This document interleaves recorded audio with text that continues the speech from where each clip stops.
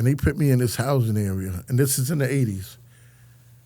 And I went in there, and as soon as I went in there to take my count, I thought I was in the night of the living dead. Oh, my God.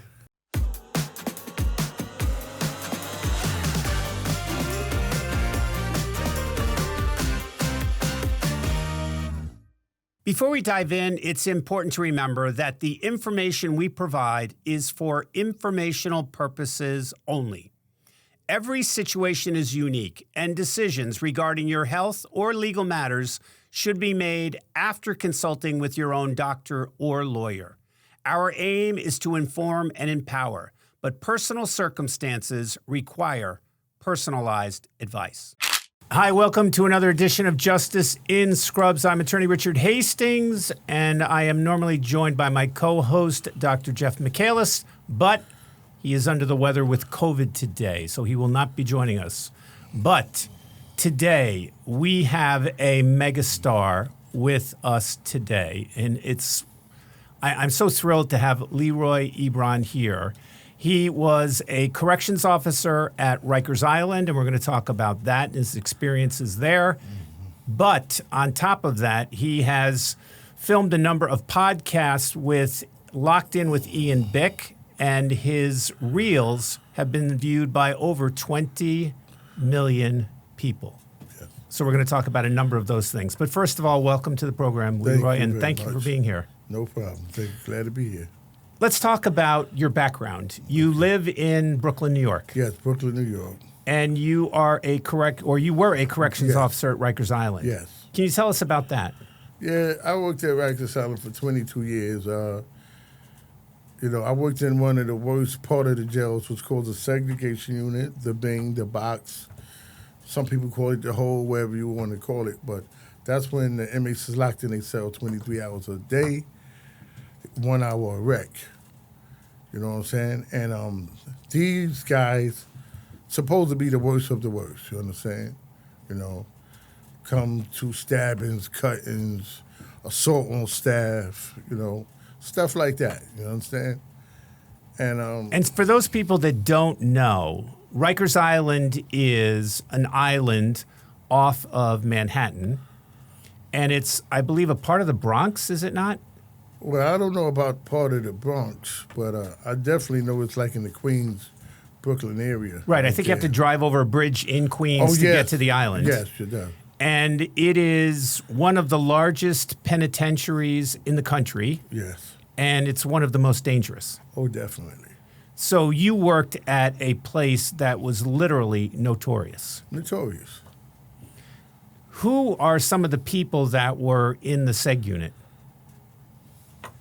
We had a lot of people in that seg unit, you know what I'm saying, that was notorious. You understand what I'm saying? Mm-hmm. And some of them that wasn't. Some of them that didn't even belong there. Because when the Central Park 5 had got, you heard about the Central Park 5. Yes.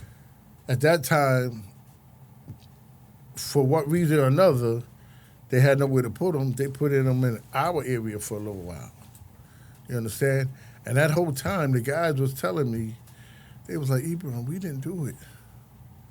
We didn't do it. And they was, so you could see the honesty in their eyes. You can't, how they say you can't look at a person but judge them. But I felt it the way they were telling me, we didn't do it, man. So I said, do your family got money, man? Because you don't need a good lawyer. They was like, nah, man. And that was tough times for them because they wound up paying for a crime that they didn't even do. Years later, when I'm retired, they getting exonerated. Right. And one of them, the one that was in court, when he was telling the judge, talking to the judge, and he started crying, I actually started crying. Wow. Because he told me they didn't do it. I had no power to do nothing to help him. But all that time he lost. And he told me that in his eyes, I could feel it. They was telling me they didn't do it. But everybody that's in prison will tell you that they didn't do it. Yeah, but if there's a certain aura that come over you, I can't tell y'all what it is because everybody got that aura. And then some people say, oh, I can't believe he did that. You see what I'm saying? I do. But what came over me was the belief, the way they was crying and pleading to me. They didn't do it. And they didn't do it. Let's talk about what Rikers Island is and how it was set up. How many buildings are on Rikers Island? How many people are on Rikers Island? How many people work in Rikers Island? Well, you know, the numbers has changed since I left. But like I was talking about Warden Robinson, at one time it was like 25,000 inmates on that island. Oh, my God. And like now it's like 10 jails. You know, they could build jails, break jails down, modules down. So it varies and changes. But it's something, it's a sight. It's a sight. Imagine going across the bridge and in the wintertime, say winter, because in the winter it get dark. You're going to work, it's still dark. When you get there in the daytime, it's still kind of dark. And you see nothing but fire trucks and smoke. And then you just hear shout-outs from the inmates through all the jails, screaming. It's like you're in a whole nother world. So how does that affect you psychologically, physically, emotionally? Psychologically, I go in there and I'm like, oh, God, what's going on? What kind of day am I having? Am I ever going to go home today? What happened? All these thoughts come to you. What happened? And one of my fears was if the Rikers Island Bridge break, because nothing is unbreakable. If that break, how the hell I'm going to get home? How are we going to get off the... I don't want to be stuck there. Not like that, you know? And this is crazy, y'all, because like I said, I lived it. I experienced it. It was actually times when they said, a hurricane is coming. A big storm is coming. I said, I ain't going to work. I ain't going to work. And you know why I said I'm not going to work? Because one day the storm was so bad, the water was coming up on Rikers Island. And I'm walking through the hall in the jail, and I swear I felt the whole jail move like this. I said, oh, God. And I'm actually felt like I felt, you know, Rikers Island move. I could be bugging out, but that's what I felt. And I was like, oh, God. But then when I went outside, when it was time to go home, some of the cars was underwater. Wow. Or where you park at, it matters. And some of the cars was, I said, I was not bugging out. And like the bridge is like this, the water is level like this. But when I'm going home, the water's level like that. So no, I'm not bugging out. A chain reaction, and I don't want to be on here. If that sucker start to sink, or if it start to move, go that way, I want to be that way. Tell me what it's like, your normal day. You drive over the bridge in Queens to Rikers Island. Yeah. You park your car.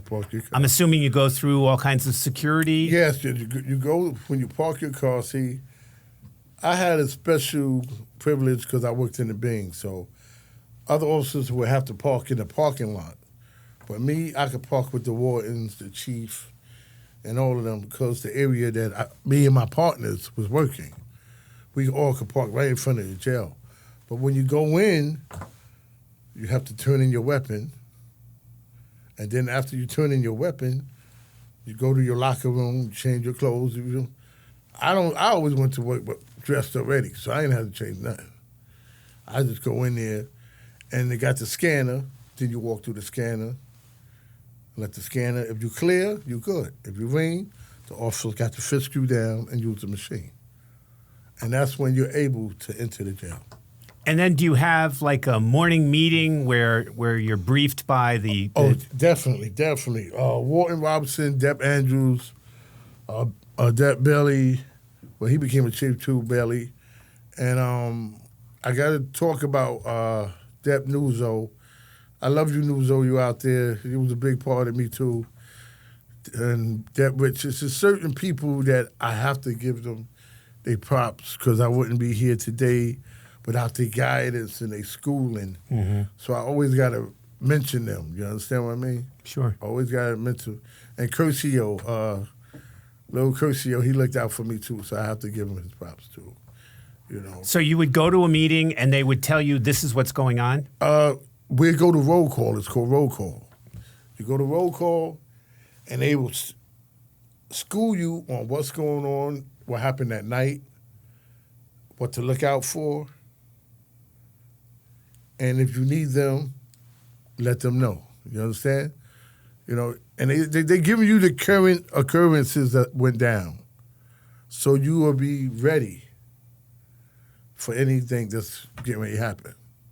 So when you leave roll call, do you at any point in time physically interact with the prisoners, or are you always like behind a bars? Or? When you leave roll call and you go behind that gate, you always around prisoners. Walking through the halls, going to the post where you work, it's hands-on all the time. And I mean, you're one of, and I've met a lot of people in my life, but you're one of the most friendly, affable, nicest people I've ever met. And you have a great way about you. You're a very, very nice human being. And I would imagine that would help you in your interactions with the prisoners. Believe me, yes, that did. But once again, I thank God, thank to my mother, you know, the upbringing that we brought up to always treat everybody fair and nice. No matter what they did. Just talk to them respectfully, treat them nice. Sometimes you might not get the response you want, but you keep on until they push you to that next level where you have to show them another side of you. And then when you show the other side of you, and it happens, they respect you even more. Because they said, listen, you started out nice with me. I'm the one that brought that out of you, and I'm sorry.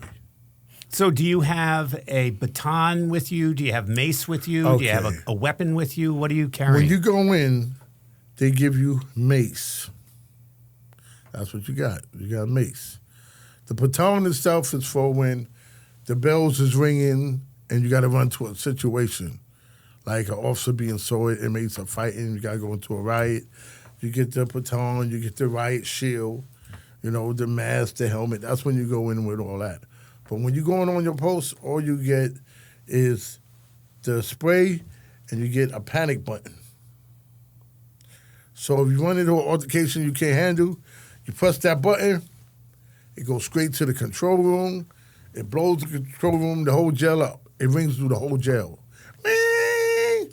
Now when they hear that ring, I don't care if you're on the toilet, you're eating or whatever, wipe it real quick. Wipe that butt ass real quick. We'll wipe it, get up. That means somebody's in trouble.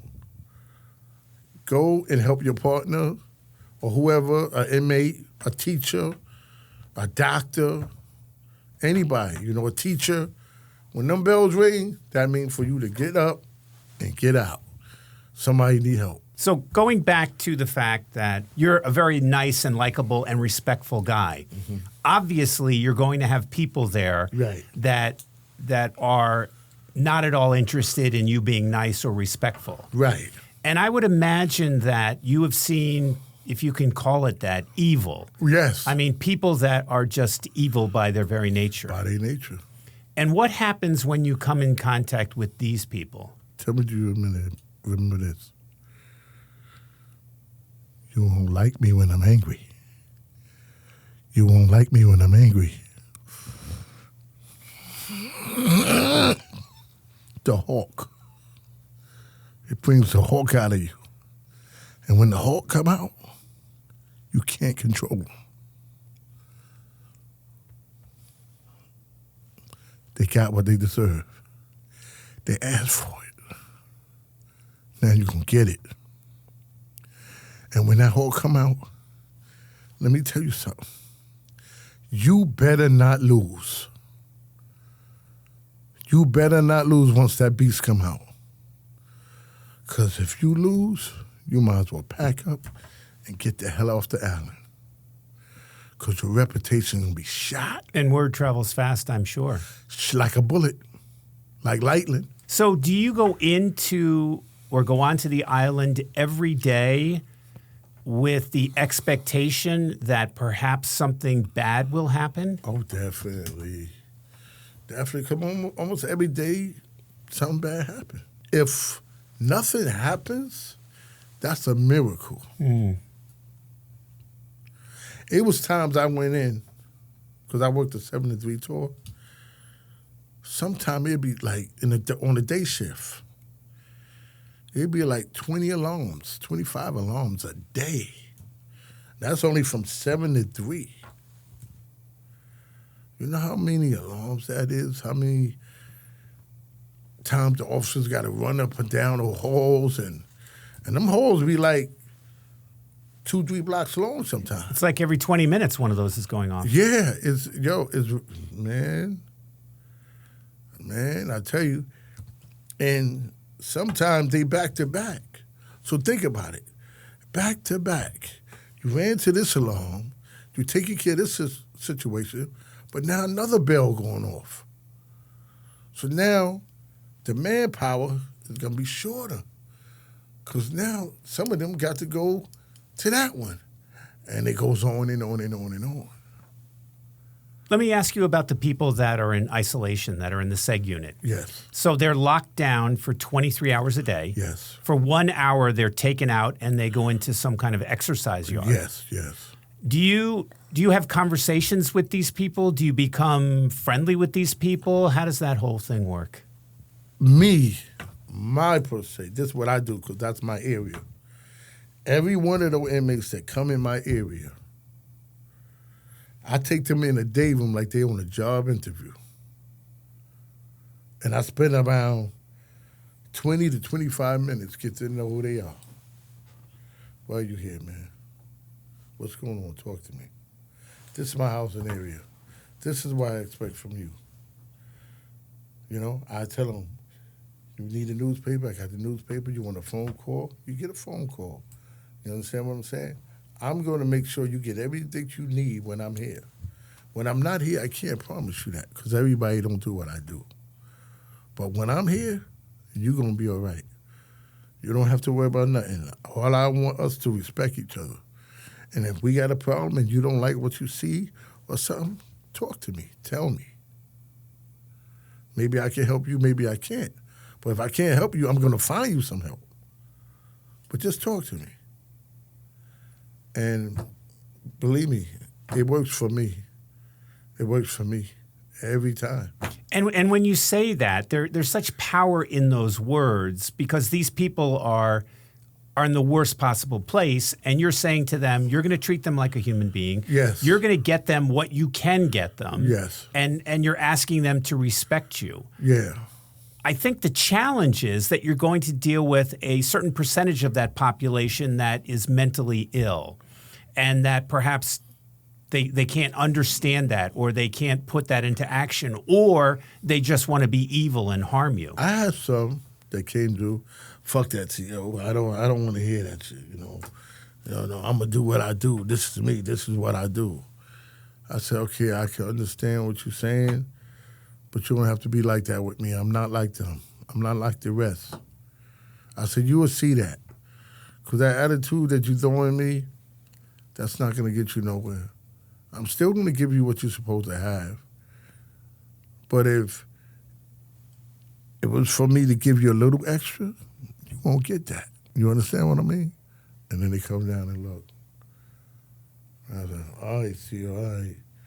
They wanted to break it down because I'm not your ordinary CO. I'm going to tell you just like that. Because I learned from the best. Like I said, Warden Rob, Deb Andrews, and them, they taught me. I learned, I seen, so I know how to rock and move with the guys.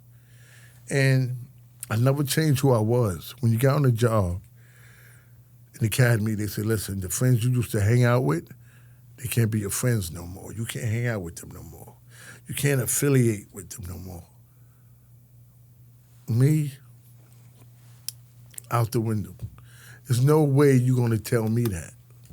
Because before I got on this job, I was with those guys. We did things together, ate together, partied together, everything together, and saved each other lives in different situations. And you're going to tell me I got to turn my back on them because I have a city job? No way in hell that's going to happen. I'm not going to change who I am because I got this job. How much gang activity did you witness while you were there? A whole lot of gang activity, bro. Me and my partner, thank God for him. Fontaine, I love you wherever you at out there. If you're watching, I love you, bro. I miss you. Please get in contact with me. Things are happening and good things, and I really feel like you should be a part of it. And me and Fontaine actually stopped a little riot that was happening in jail.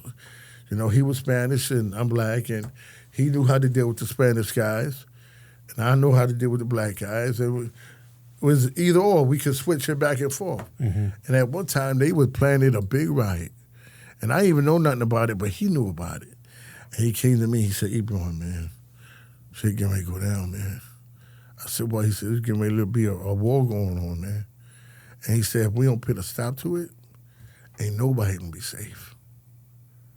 He said, it's definitely gonna make the newspaper.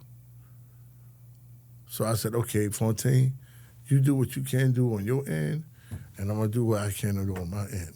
You talk to the top leaders over there, and I'm gonna talk to the top leaders over there. And he said, all right. And by me and him doing that together, they don't even know. We stopped a melee riot from happening.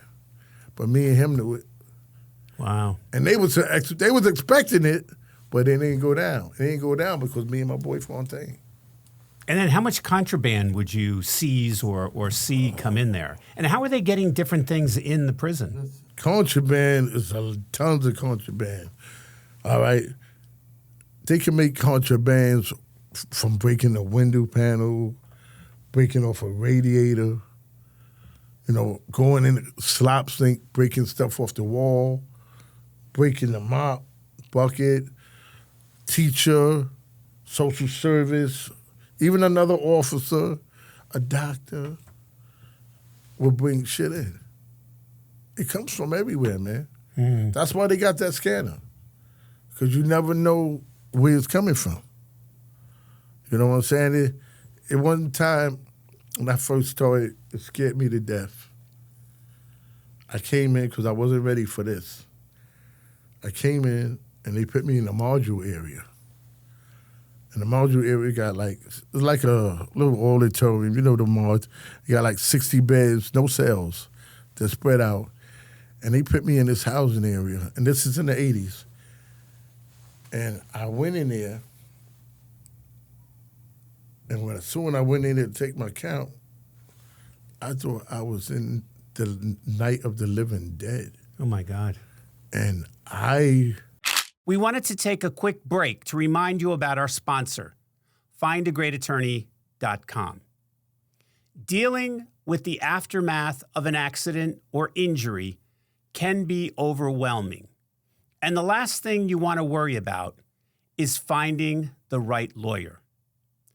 Findagreatattorney.com simplifies the process by connecting you with one of the top attorneys in your area who specializes in your specific type of case. Whether you've been injured in a car accident, suffered a slip and fall, or experienced medical malpractice, findagreatattorney.com has a network of experienced lawyers ready to help. And remember, their service is completely free, so you can focus on your recovery without worrying about the cost of legal representation. If you or someone you know needs legal assistance, don't hesitate to visit findagreatattorney.com and let them match you with one of the best lawyers in your area for your needs. I never saw nothing like this in my life. What did you see? They had me go in, and that's when they said, they came up with the thing, when you search an inmate, let him empty his own pockets. Don't stick your hand in his pockets because the clinic is missing hypodermic needles. Wow. And we don't know what hands they lied in. But I walk in this house, and they got these guys like this, leaning to the floor. Like drug overdosed? They look at me, their eyes all up top of their head.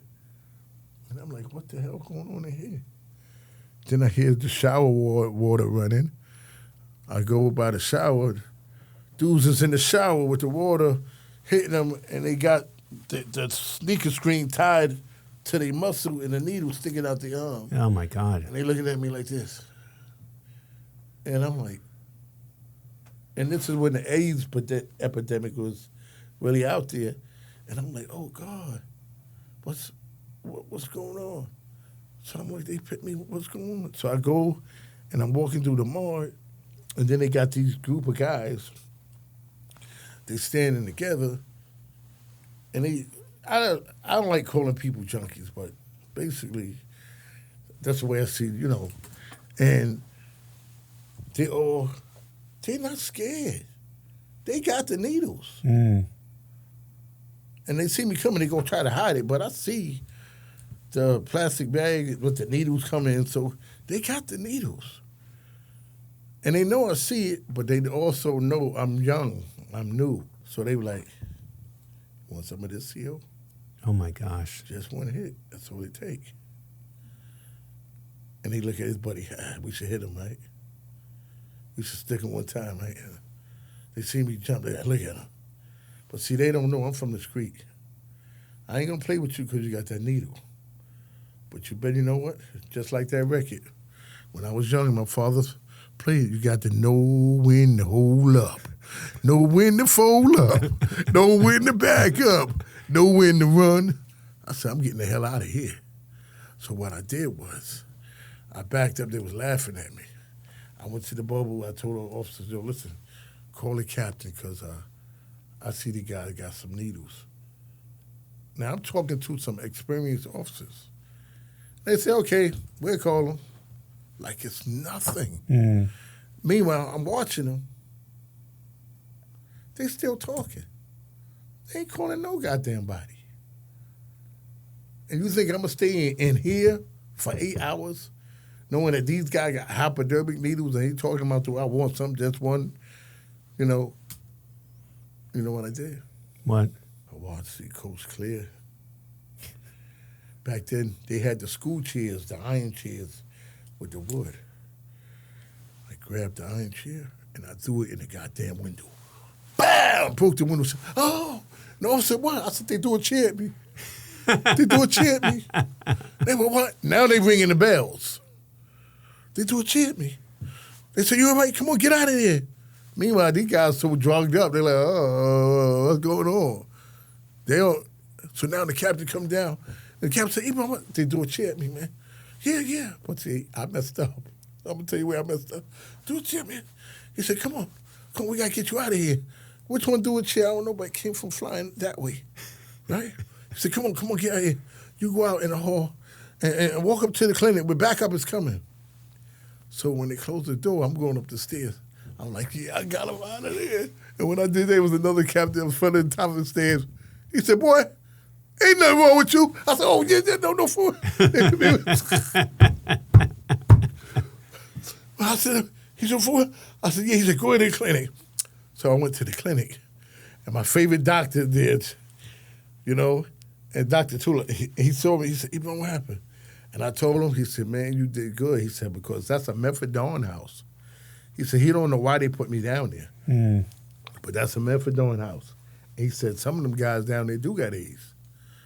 So that was the scary part for me. I got the hell out of there. I don't care. Wow. Tell me about some of the more memorable inmates. Born son, that was the frosted flake thief. He was the one that when I came in the morning, all the inmates was on the gate. They would wait for me to come in, and they'd be like, I'm hungry. So I said, y'all ate already, right? Because they eat before I come in. They eat like 5 o'clock in the morning. I come in at 7, sometimes 4:30, 5 o'clock. They said, no, I mean, my whole house is like holding their stomach. Like, I'm like, what's going on? Who fed y'all? They don't want to tell me to fed y'all, you know? So then I go to one guy. He ain't scared. He don't care. He tell it. He gonna tell. I go to him. I say, yo, what's going on? He said, yo, yeah, I ate last night. I mean, this morning. I said, what's wrong? He said, yo, man, all he gave me was milk and Kool-Aid and a piece of buttered bread. I said, milk, Kool-Aid, piece of bread? I said, who did the feeding? He said, born son. I said, that damn born son. Born son is a house gang, suicide aid / he got both titles. So I said, where born son at? They said, Ebron, he went back to the house. So I told the officer, I said, listen, I got to leave. I got to go get born son. So I go to born son house. I bang on the door, officer open the door. I said, listen, what cell born son in? He said, Ebron, what's the problem? I said, nothing, I got it. He said, born son is in a 3 cell. So I go over there. I said, crack 3 cell. They crack 3 cell. Born son is on the bed, eating a big bowl of frosted flakes, dripping from his mouth. What's up, Ebron? What's up? I'm looking at him like, yo, Born, no, you didn't. What? Born, you didn't get he got no frosted flake? Oh, somebody snitched on me. I said, Born, son, now you know you got the feed he got. Where's it at, Born? Oh, man. Where's it at, Born? He lit under his bed. He pulled out the whole box. The whole box of the frosted flakes. All of it. I said, man, give me that box, man. I don't even know how you got in this housing area carrying the whole box of frosted flakes. You know, he said, no, don't give him that, Ebron. Give him the brand flakes. Not to give me this. Took the frosted flakes. I went back and I fed everybody. We took Born Son job. We suspended him for a week or two because it's hard getting somebody to work down there. For you to get somebody to work down there, they got to be bad. Who are some of the most dangerous people that you had to deal with? When it comes to me, I don't call them dangerous because basically, sad to say, I grew up with most all the dangerous people. I got, you know what I'm saying? Some kind of relationship, I ran into them one way or another. So they wasn't dangerous to me, but they were dangerous to other people. You know, like my boy Shasha, Born Son was a dangerous guy named Wimpy. These are guys that I still talk to today. They watch the shows. They're going to be watching now. My boy Wimpy. Are they in or out? They're out now. They out. They did 20 years, 25 years. They out now, I just, my boy 10 Toes Down. Shout out to 10 Toes. His name is Tank, Oh, Spady. Spady is Spady. I love you, Spady. I'm doing this because you deserve a shout out. Love you, Spady. Spady was a good man. He turned his whole life around. He was a big guy in jail, and he's doing great things. You know what I'm saying? So I definitely got to give a shout out. I was talking to him and my brother Derek Brazil, and like I said, 10 Toes. I was talking to them. That's funny, right? 10 Toes, the name 10 Toes. Tank. And they actually came to my house and picked me up. And we had a good conversation, you know what I'm saying? And let me tell you, man, you wouldn't believe who you could become friends with. Cop killer. Hate to say it, it happens. You deal with this guy. You get inside his head. Y'all get inside each other's head. And then they start revealing, talking to you. And you come to find out, wow, he was just misled, just went down the wrong path. You know what I'm saying? He didn't want that to happen. He got caught up in a bad situation, and it happened.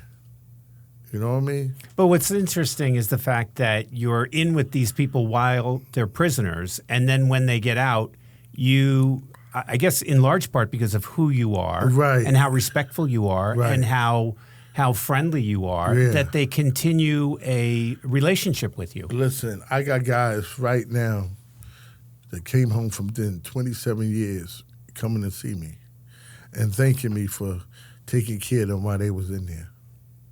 You know what I mean? And it's remarkable.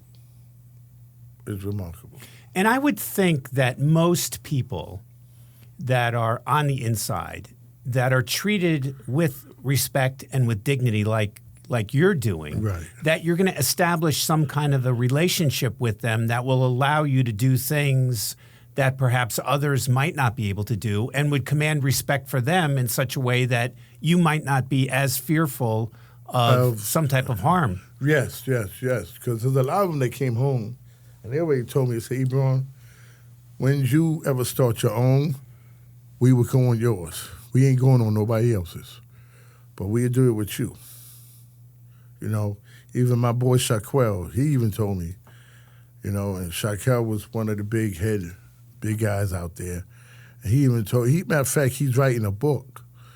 And he called me up. He said, Ebron, I'm writing a biography book of my life. And I would like for you, if you don't mind, can you send me a picture? I want to add you in my book. That's fantastic. And that touched me, you know. So I said, sure. You know, and I did that for him, you know. So, you know, like I said, you know, I got a lot of notorious people, you know. Wow, I can't begin to name them all. So you retire from Rikers Island, and then you meet Ian Bick. Yes. And Ian Bick is our producer. Yes. And Ian Bick has the podcast Locked In with Ian Bick. Yes. You go on his show, and then overnight, you become an internet sensation. I don't even know how that happened. I don't know where it came from, but I'm glad it happened. I just was being me. And you told a story about working in the women's unit. Yes. And the different things that went on there. Yes. And the sights, the sounds, the smells, the interactions that these people would have. Yeah, and I was just being real with it at the time. I wasn't looking for the expansion that it went, but I was just keeping it real way at the time. And believe me, that's on-the-job training. That's when I was still on-the-job training. Mm-hmm. I would tell you, I couldn't last a week in that place. That place is, and that's back then. Everybody I talked to now, they said, no, it's not like that now. You know, they more up to date with stuff. But back then, I went home with a headache that day. I'm telling you, I went home with a headache that day. That day, I still see the girl wringing the bloody pad out in the slop sink and the blood going through her fingers, and they looking at me like, what? What you looking at? I had the sky blue shirt on, and, you know, one of the girls said, you keep looking like that, I'll slap this bloody pad all over you. Oh, I don't want that to happen. So I'm not going to look at her no more. I'm a new jack, you know? But that's how they was talking, and they was for real, too. So this video comes out, and now you have, I think, you have 20,400,000 views. Yes. And you live in Brooklyn. Yes. And you become a celebrity. Mm-hmm. And what does that look like, and how does it feel, and how has your life changed as a result of that? Well, you know, I'm just taking it as it goes. You know what I'm saying? I'm taking it with stride, you know. I never thought this would happen. Wasn't looking for it to happen. But it happened, you know, and like I've been getting phone calls from different people now. Me and Ian Bick was talking, and like he said, the sky's is the limit with us, you know. So I'm going to start doing other interviews here and there. Ian Bick going to be hooking me up, you know what I'm saying? Because like I said, I said, Ian Bick, I hooked you up with Shannon Briggs, man. You up here with all these movie stars. I even talked about you. I said, yo, you up here with my man. Yo, hook us up. You know what I'm saying? And he said, okay, I'll start looking out for you. You know what I'm saying? And we were talking about building your brand. Yes. And when we talk about your brand, you're very recognizable. I mean, it's not like you just wander down the street and nobody notices you. Right. You're big, you're bold, you're loud, you're very flamboyant. You dress a certain way. Right. And people know you. Yes. And people come up to you. And people want to have their picture taken with you. Yes. And you're a celebrity now in Brooklyn. And hey, it's all good, you know. Like I said, I just want to spread the love, and I'm doing this, and I'm reaching a lot of young people, man, that was doing the wrong stuff. And they said, after watching you with Ian Bick and what you was talking about, he said, man, I ain't going to jail, man. Thank you, man. And it feel good to hear that from some of the guys. It was not only the youth. Some of the grown dudes be like, yo, E, man, you right, man. I ain't going back in there no more. You right about that. He said, I'm glad you telling it like it is. You know what I'm saying? And I think the beauty of you and your message and the brand that you're building is the fact that you're not just doing some goofy thing where people are watching it because it's entertaining. You really have a message. No, yeah. I have a message, and the reason why I do the things what I do, I try to bring the people, I want them to see what I see, feel what I feel. I want to bring them there. So if I could bring them there, that's more likely for them to say, oh, wow, that happened? Oh, it happened like that? You know, this is what I really saw. I lived it. Like I tell them, they have this stuff that the YouTube capping, he lying and all that. I lived this. 22 years, I lived this. I got stories that I can't tell you. Mm-hmm. If you want me to tell you this story, you got to give me $1 million, $2 million. I got $2 million stories, $5 million stories. Yes, I do. I got it. You understand what I mean? I do. I got some for you. You know, but I'm doing this not for the money. I'm doing it to keep the youth and the older crowds out of jail. Jail is real. I didn't see people get raped. I can't scrape that out my brain. It's imprinted. Mm. Yes, I have nightmares, but I'm okay because I know how to deal with it. It affects me. And we were talking earlier about the fact that there's a lot that corrections officers deal with. Yes. And like you said, you see things and then you can't unsee them. They're in your brain. They're in your brain. And there are people that go through depression, yes, that have PTSD. Yes. And then sadly, some of the people that you worked with have taken their own lives. Yes. I think I had PTSD, A, B, C, D, E, F, G, F, M, G. I'm telling you, I got more than they got labeled. You know what I'm saying? But I thank God that my mind is strong and I just give it back. When it I give it back. I throw it back out there and let them know I'm not going to hold this on my own. I'm going to show you what I've been doing to ease my brain. Like sometimes I tell a story, you might see a tear come out my eye. That's because it's hurting and I'm trying not to cry. You know what I'm saying? Or sometimes I may do something to make you laugh. That's to ease the pressure of the seriousness that's going on in my brain that is too much at that time. So I know when to break it up. Mm-hmm. Ebron, Leroy, that's too strong right now. You're going to start crying or something.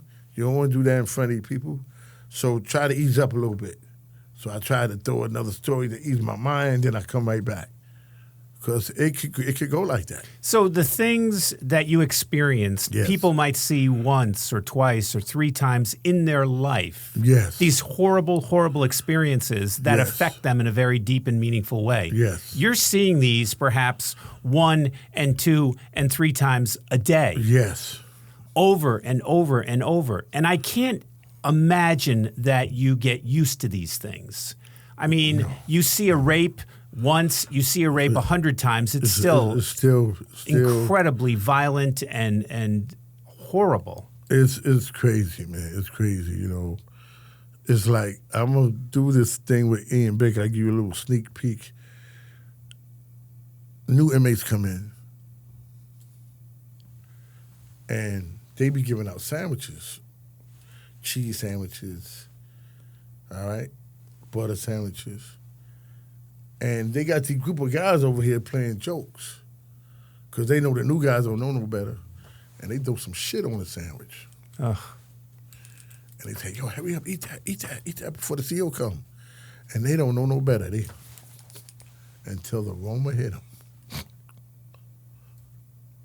Like Jeepers Creepers. And then, And I actually seen this from the after effect.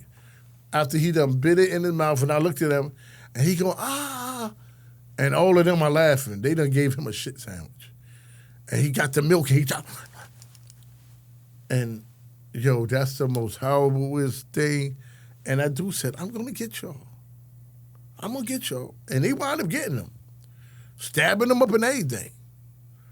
But that's the things that I remember when I'm first starting. Mm. The cheese sandwiches, we used to call them witch sandwiches. You know why? Why is that? I wish I had some meat. I wish I wasn't here. I wish I wasn't here, right? That's even better. You know what I'm saying? But I wish I had some meat. Well, you see those movies where they bring people in the buses, the new inmates, and they're yelling, fish, fish, right, fish. Yeah. And I'll tell you, one of the reasons why I don't engage in criminal activity, well, there are many reasons, but one of the main ones is I'm just not set up psychologically to be on that bus that gets out in the prison to go through that horrible process. That process is something that, it is tormenting. Even as a new officer, when I came in, I didn't know what to expect. I was nervous, like anybody else. You go in there, jail was nervous, and you're gonna get tried. I don't care who you are. Somebody's gonna try you. I remember the first day I snapped. It's either, how they say, make it or break it. Either I was gonna quit that day, or I'm going to make it that day. For real. That's your first big test. That was my first big test. Either quit that day or make it that day. And that's when they put me in a New Jack housing area where these inmates was just off the hook. They was like rapper room.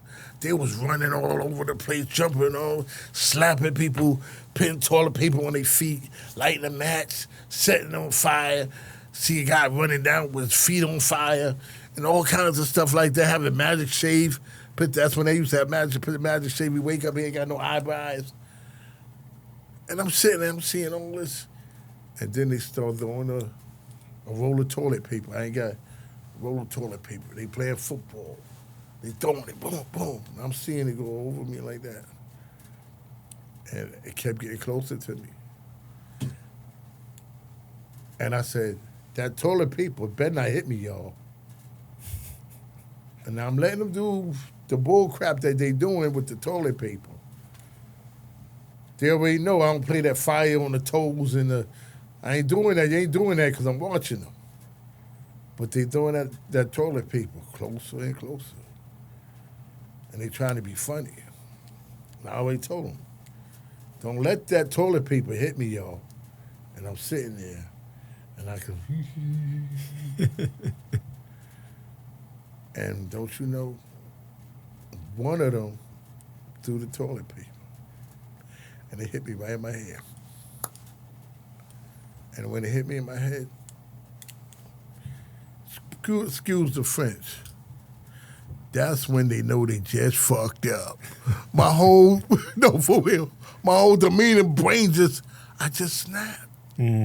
And when I snapped, it was like Eddie Murphy said when he was doing that Delirious, with his mother throw the shoe, woo, woo, woo, woo, woo. I always said who did it. I went after that boy, I grabbed him. Then I tell you don't do that. Threw him on the bed. And next you know, I was just going after everybody. When I got finished, everybody was on their bunk like this. Okay, CO. All right. I said, now everybody go in that day room. All the way in the day room. And then in my mind, this who I gotta be? This who I gotta turn into to get respect? So, Leroy, as our time is drawing to a close here, I want to give you an opportunity to share with our viewers your closing thoughts. What is it you'd like to tell people? My closest thoughts is the world right now is off the hook, man. All the crime that's going on, people walking in stores, just walking out with groceries, not paying for them. You know, it's like the cops' hands are tied. They don't want to do nothing no more because now they could be sued. So now they kind of standoffish. They don't want to do nothing either. So it's like the whole world is going chaos. What I want y'all to do, man, find yourself. Say to yourself, you're not going to be a victim of all that nonsense. You know what I'm saying? If you're going to school, stay in school. You know, I know it's an old saying, stay in school, don't be a fool. Stay in school, keep trying to get your education. You understand what I'm saying? Jail is not a place for you to be. You know what I'm saying? But try to get a city job. Try to get a city job, federal job, post office job, any one of them good jobs that could back you up where you can get a pension, you know? So you have something to stand on later on in life. But remember, crime doesn't pay you. I've been there for 22 years. I've seen a lot that I can't even tell y'all, but I'm going to tell y'all as much as I can. And I'm standing with somebody famous right here, and he told me when I met him, he said, "You're going to be somebody." And I'll never forget you said that to me. And he said, "You're going to be somebody." And he said, "I want to be there with you." And look, we're here together. We are. And, thank you for very much, man. Leroy, you're a remarkable human being. You've got a great message, and you've got an amazing personality, and I thank you very, very much. And I'm sorry, the doctor, I was looking, I want to do this again when both of y'all was here, because I'm ready for some questions I know y'all want to answer. So this is only the beginning. Thank you so much. Thank you.